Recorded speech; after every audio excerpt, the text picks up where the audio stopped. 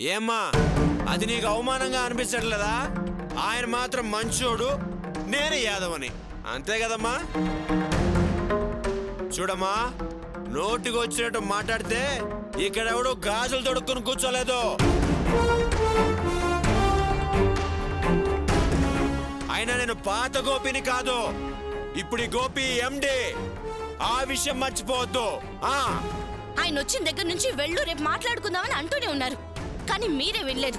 పోనీ ఆయన మర్యాద తప్పనే అనుకుందాం, మీరిచ్చిన మర్యాద ఏంటి? పెద్ద చిన్నని తేడా లేకుండా అలా నెట్టేయడమేనా? ఆయన మాత్రం మామూలు మనిషా? మా నాన్న సంగతి తెలీదా?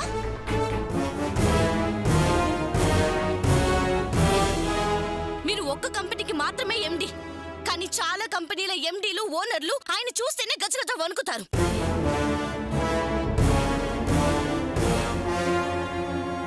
ఆయన ఇంతసేపు చాలా ఓపిక పట్టారు. ఆ ఓపిక కారణం ఏంటో తెలుసా మీకు? నా మీదున్న ప్రేమ, మీ మీదున్న గౌరవం.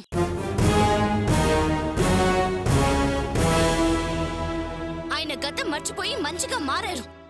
అనవసరంగా ఆయన్ని రెచ్చగొట్టొద్దు. ఆయన మునుపటిలా మారితే ఏం జరుగుతుందో తెలుసా? ఏం జరుగుతుంది? ఏం జరుగుతుందమ్మా? ఏంటి మీ నాన్న పెద్ద రౌడీయా? నేను మీ నాన్న కంటే పెద్ద రౌడీని. నా గురించి మీకు ఎవ్వరికి సరిగ్గా తెలీదు. మెకానిక్ పని చేసుకుని పైకి వచ్చాడు, సాఫ్ట్ గా ఉన్నాడు అనుకుంటున్నారేమో. తేడా వస్తే వరుసలు కూడా చూడకుండా నరికి పారేస్తాను.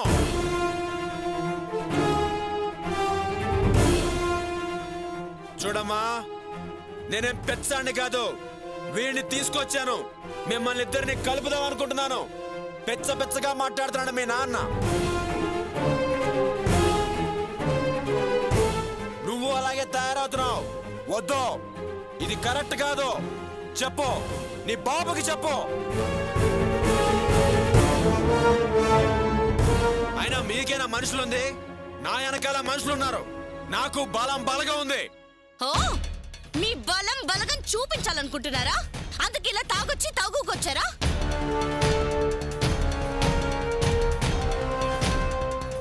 ఎలాగోలా మా నాన్నకి నచ్చ చెప్పి ఆయన ఒప్పించి వాసుతో కలిసి కాపురం చేయాలనుకున్నాను. కానీ ఇప్పుడు మీరు ప్రవర్తించిన పద్ధతితో నా నిర్ణయం నేను మార్చుకున్నాను.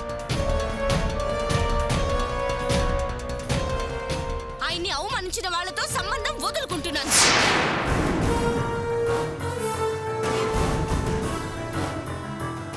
అమ్మా రేవతి, ఏమిటమ్మా మాటలు? ఇంత చిన్న చిన్న విషయాలకి అంతంత మాట్లాడు. రేవతి, ఇది నీ జీవితానికి సంబంధించిన విషయమే. మాట్లాడకుండా ఎలా ఉంటాను? నేను ఇలా నిర్ణయం తీసుకోవడానికి కారణం వీళ్లే. నన్నేం చేయమంటావు? అది కదమ్మా, తొందరపడకు. నువ్వే కదా వాసు నీ గోపిలా మంచిగా మారు, నీతో కలిసుంటాను అన్నావు. అవునమ్మా, అన్నాను. కానీ ఇప్పుడు అంతా తలకిందులైంది. వాసు గోపి బావలా మారడం కాదు, గోపి బావే వాసులా మారాడు. ఆ మంచితనం అంతా మంట కలిసిపోయింది. మందుకు బానిసయ్యాడు. మంచితనం, మాట తీరు అంతా మారింది.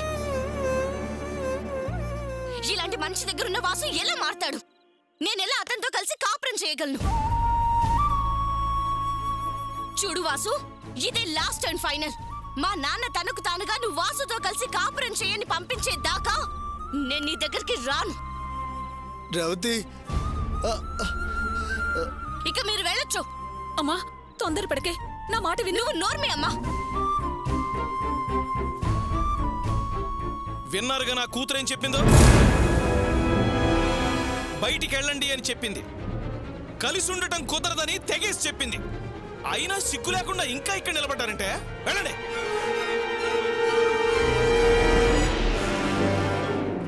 కాళ్ళకి బుద్ధి చెప్తే మర్యాద కాపాడుకున్న వాళ్ళు అవుతారు. కాదని ఇలాగే మొండికేసి నిల్చున్నారో నేను మొరటుగా ప్రవర్తించాల్సి వస్తుంది.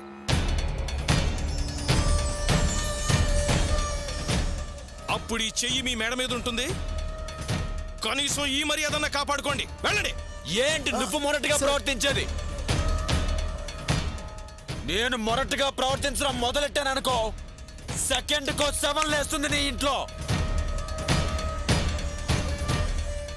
అయినా నీ కూతురు వద్దు వద్దు అన్న దేహి అని అడుక్కోవడానికి మేమే ముష్టోళ్ళం కాదు ఇక్కడ. ఈ క్షణం దాకా వీణ్ణి నీ కూతుర్ని కలపాలని చూశాను, కానీ ఇప్పుడు తప్పని ఫీల్ అవుతున్నాను. ఏమ్మా, నీకు డబ్బుందని పొగరు, అందంగా ఉంటావని అహంకారం. నీ బాబే నీ జీవితాన్ని నాశనం చేస్తున్నాడు. ఆ విషయం నీకు అర్థం కావట్లేదు. అది తెలిసిన రోజు బాధపడతావు, చాలా బాధపడతావు. అయినా వీడికేం తక్కువ? ఇప్పుడు చెప్తున్నాను, నీకంటే అందగత్తని, నీ బాబు కంటే డబ్బు ఎక్కువ ఉన్న ఇంటి నుంచి అమ్మాయిని చూసి నా తమ్ముడికి ఇచ్చి పెళ్లి చేస్తాను. సార్ చేస్తాను. సార్ కొండ మీద కోతిని తెచ్చి వాడికి కట్టబెట్టు. నేనేం భయపడను, బాధపడను. వెళ్ళండి. అమ్మా రేవతి, నువ్వు మాట్లాడకమ్మా. చేసుకున్న దాన్ని ఏలుకోవడం రాదు కానీ ఇంకో దాన్ని ఉద్ధరిస్తాడట. చేసుకొని ఒకరి తర్వాత ఒకరిని ఎంతమంది ఆడపిల్లల గొంతులు కోస్తారో కొయ్యని. వాడి పాపానికి వాడే సర్వనాశనం అయిపోతాడు. తాగి పరిష్కారానికి వచ్చారు పెద్ద పెద్ద మనుషులు. వెళ్ళండి. ఛీ, ఎవరు ఎలా మారుతున్నారో అర్థం కాకుండా పోతుంది. ఇంకా నిలబడ్డారే? మనిషికో మాట గొడ్డుకో దెబ్బ అంటారు. దెబ్బ పడందే కదిలేట్లేరుగా మీరు. ఎవరిని గొడ్డంటున్నావు? Sir, please sir. ఇంకొక మాట మాట్లాడితే నీ నాలుక తెగ్గొస్తాను. ఇప్పటిదాకా నీ వయసుకి మర్యాద ఇచ్చాను. చూడు, ఒకసారి వీడి మొహం చూడు, సరిగ్గా చూడు. ఇందాక నుంచి మొత్తుకుంటున్నాను, వీడు మారాడని. ఏ నమ్మవా? అయినా నువ్వు పెద్ద రౌడీవి, గూండావి కదా. నువ్వు మారగాలేంది, వీడు మారకూడదా? చెప్పు నాకు.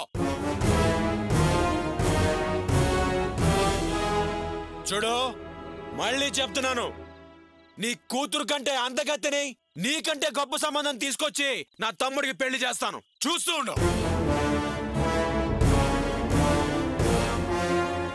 సార్ రేవతి. ఇంకా ఏంట్రా ఆడంగాళ్ళ రేవతి అంటున్నావు? మొహం మీద ఉమ్మేసింది కదా, తుడుచుకెళ్తావా? నీకేం తక్కువరా? నువ్వు అందగాడివే, బాగా చదువుకున్నావు.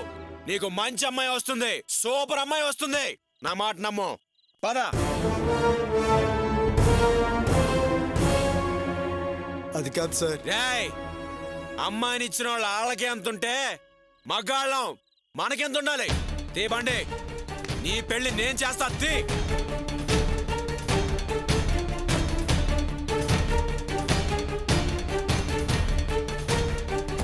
పోనీరా, పోనీ.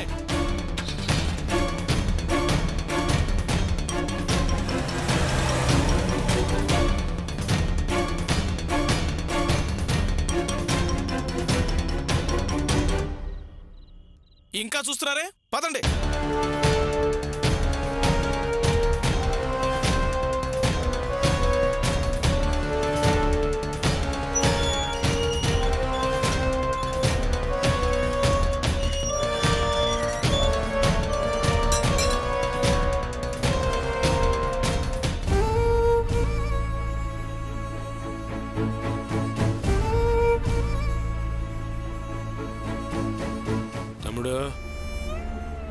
తమ్ముడు, చెప్పండి సార్. తప్పు చేశానురా, చాలా పెద్ద తప్పు చేశానురా.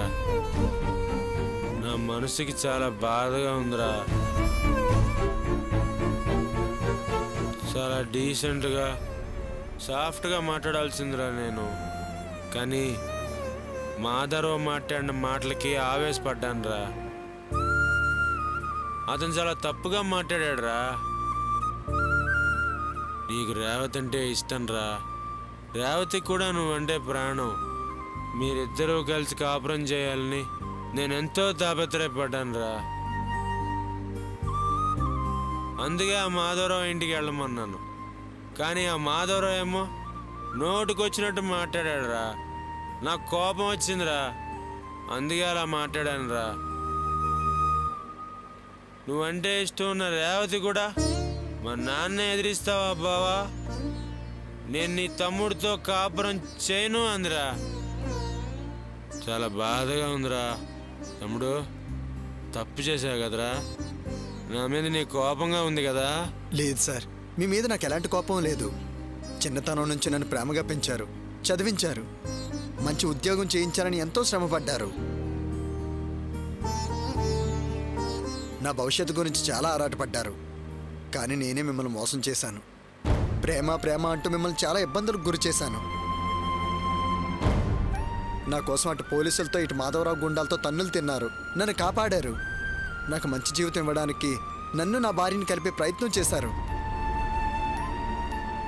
ఏ ప్రతిఫలం ఆశించకుండా ఇంత చేసినా మీ మీద నాకెందుకు సార్ కోపం? తమ్ముడు, అంతే అంటారా, రక్త సంబంధం రా. కరెక్ట్, మదన్లాల్ చెప్పింది కరెక్ట్. రక్త సంబంధం అంటే రక్త సంబంధమేరా. నువ్వెంత మంచోడివిరా, నిన్నెంత తప్పుగా అర్థం చేసుకున్నాను రా. అరే, కన్ను కూతురి జీవితం నాశనం అయిపోతుంటే చూస్తూ ఉంటాడేంట్రా? అసలు ఆ మనిషికి అంత పొగరేంట్రా? అసలు అతను రౌడీరా, గూండా. వాడికి ప్రేమాభిమానాలు లేవురా, లేవు. అమ్మో, గురుడికి కిక్కు బాగా తలకెక్కినట్టుందే. వాసు, రే వాసు, నువ్వెంత మంచోడివిరా. ఈరోజు చెప్తున్నాను రా, రేవతి వచ్చి నీ కాళ్ళు పట్టుకుంటుంది వాసు. ఆ మాధవరావు వచ్చి నా కూతురుతో కాపురం చేయండి అల్లుడు గారు అంటాడురా. చూస్తుండ్రా, ఆ రోజు ఖచ్చితంగా వస్తుంది తమ్ముడు. సార్, ఆ విషయాలు మనం మళ్ళీ మాట్లాడుకుందాం సార్. వాసు, ఏయ్, నిజం చెప్తాముడు. ఏరా, నా మీద నీ కోపంగా లేదు? చెప్పరా, కోపంగా లేదు? సత్య ప్రమాణకంగా చెప్తున్నాను సార్, అసలు మీ మీద కోపం ద్వేషం ఏమీ లేవు సార్. ఒట్టు సార్. వాసు, రే, నువ్వు మారావురా. ఆ విషయం అతనికి అర్థం కావట్లేదు. వాడు మారాడని మనం నమ్ముతున్నప్పుడు నువ్వు మారావని ఆడు నమ్మాలి కదరా. ఎందుకు నమ్మట్లేదురా?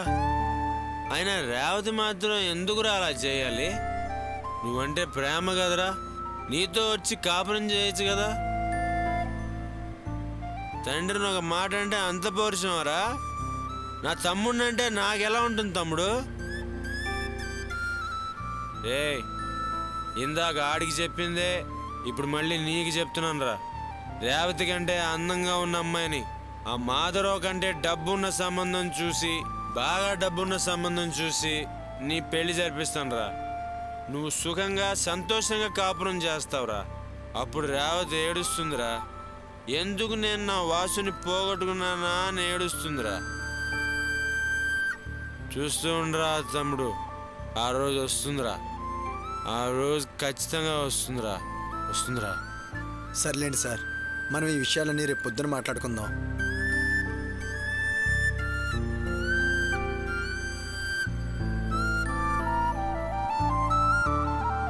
రేవతి హాస్పిటల్లో నాతో ఎంత బాగా మాట్లాడింది.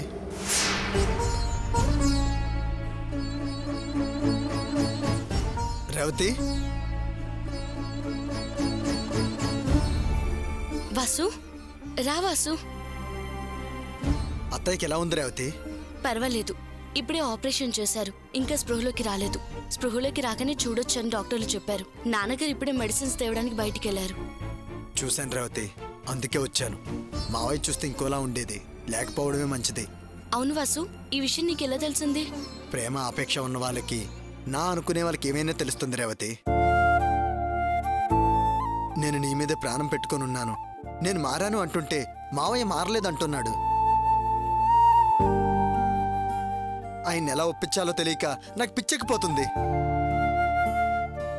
నీకు ఈ విషయం చెప్పాలని చాలా రకాలుగా ప్రయత్నం చేశాను. అప్పుడే నాకు ఈ విషయం తెలిసింది రేవతి.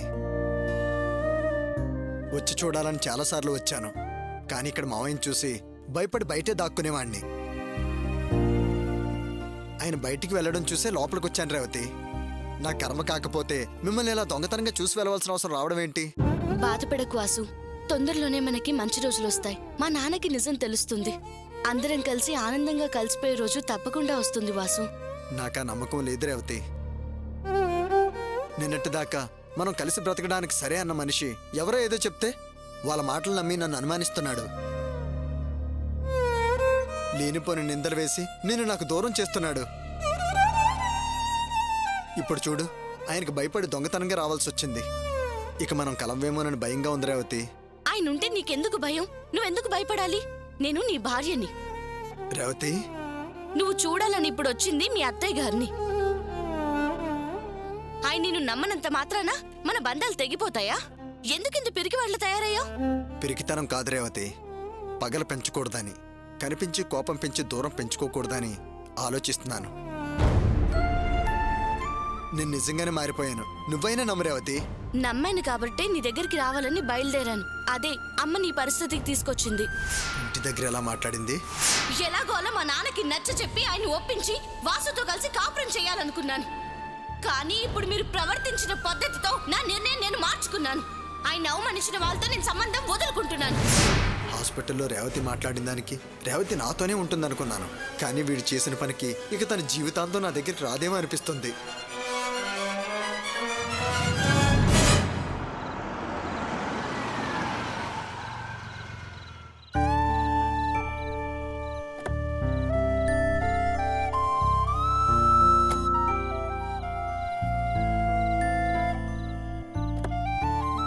సార్ రండి సార్, రండి. జాగ్రత్త సార్, నెమ్మదిగా జాగ్రత్త, నెమ్మదిగా నడవండి సార్. అసు, నువ్వు నా తమ్ముడివిరా, నా ప్రాణం. నువ్వు నన్ను అర్థం చేసుకున్నట్టుగా నన్నెవరూ అర్థం చేసుకోరా. నిజం రా, నన్నెవడూ అర్థం చేసుకోడు, అంతే. నెమ్మదిగా సార్, చూసుకోండి. పదండి సార్, జాగ్రత్త సార్. సార్ జాగ్రత్త, పడిపోతారు సార్. నెమ్మదిగా కొంచెం మీదకి జరగండి.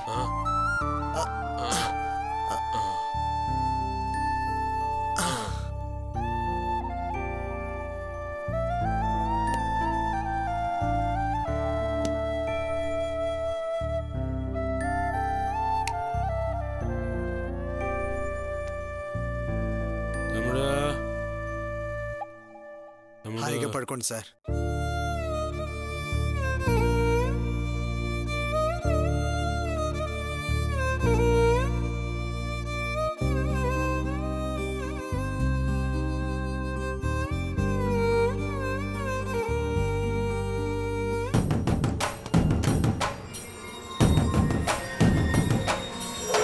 కలుపుతా కాపురం పెట్టిస్తానని తీసుకొని వచ్చి కొంప కొల్లేరు చేశాడేంటి?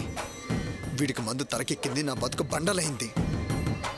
ఇక రేవతితో కాపురం కలే. వీడిని నమ్మి నేను నిండా మునిగాను. ఇక నన్ను ఎవరు ఆదుకుంటారు? వద్దురా వద్దురా అని బతులాడాను. వీడు వెళ్ళలేదు. నన్ను రేవతిని పర్మనెంట్గా విడదీశాడు.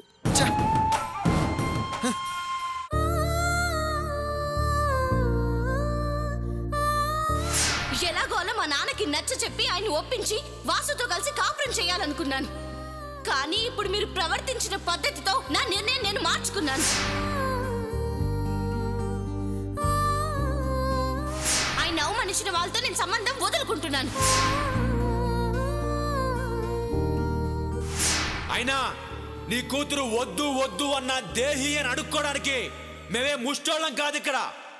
ఈ క్షణం దాకా వీడిని నీ కూతురుని కలపాలని చూశాను. కానీ ఇప్పుడు తప్పని ఫీల్ అవుతున్నాను. అయినా వీడికేం తక్కువ? ఇప్పుడు చెప్తున్నాను, నీకంటే అందగత్తని, నీ బాబు కంటే డబ్బు ఎక్కువ ఉన్న ఇంటి నుంచి అమ్మాయిని చూసి నా తమ్ముడికి ఇచ్చి పెళ్లి చేస్తాను.